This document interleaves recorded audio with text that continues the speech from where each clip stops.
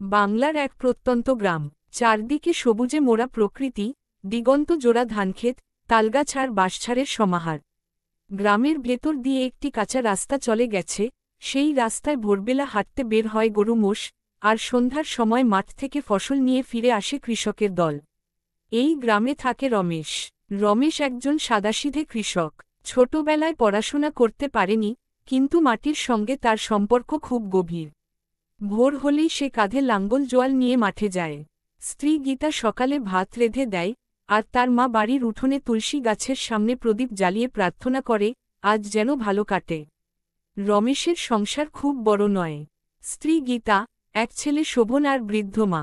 সামান্য জমি আছে, তাতেই চাষ করে তারা জীবিকা নির্বাহ করে।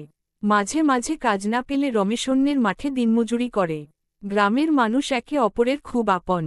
কেউ অসুস্থ হলে সবাই মিলে সাহায্য করে, কারো বিয়ে হলে সবাই হাত লাগায়। গ্রামের উঠোনে সন্ধ্যায় বসে বুড়োরা গল্প করে, ছেলেমেয়েরা খেলে। শীতকালে পিঠেপুলি বানানোর উৎসব হয়, আর বৈশাখে মেলা বসে। তবে সুখের সঙ্গে দুঃখও আছে। বর্ষায় যখন নদীর পানি বেড়ে যায়, তখন গ্রাম ডুবে যায়। অনেক সময় ফসল নষ্ট হয়ে রমেশকে ঋণ নিতে হয়। তারপরও সে আশা ছাড়ে না। সে ভাবে, মাটি মাকে যদি ভালোবাসি, মাটিও একদিন ভালো ফলন দেবে। শোভন, রমেশের ছেলে, স্কুলে পড়ে। সে পড়াশোনায় খুব ভালো। তার স্বপ্ন, বড় হয়ে শিক্ষক হবে। একদিন সে বাবাকে বলে, বাবা, আমি পড়াশোনা করে মাস্টার হব। গ্রামের সবাইকে পড়াব। তখন আর অশিক্ষিত কেউ থাকবে না। রমেশ ছেলের কথা শুনে গর্বে চোখে জল আনে।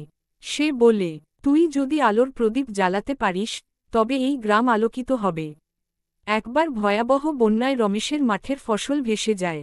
সংসারে খাবারও কমে আসে। গীতা উদ্বিগ্ন হয়ে পড়ে, কিন্তু রমেশ হাল ছাড়ে না। প্রতিবেশীর সঙ্গে মিলে আবার নতুন করে চারা লাগায়। কষ্ট হলেও সবাই মিলে একে অপরকে সাহায্য করে। এভাবেই গ্রামীণ জীবনের আসল রূপ ফুটে ওঠে, সংগ্রাম আর সহযোগিতা। শীত আসতেই আবার মাঠে সোনালি ধান পাকে। রমেশের মুখে তখন হাসি। নতুন ধানের গন্ধে ভরে ওঠে ঘর। গীতা খই ভেজে, মা পায়েস রান্না করে। গ্রাম যেন আনন্দে ভরে ওঠে।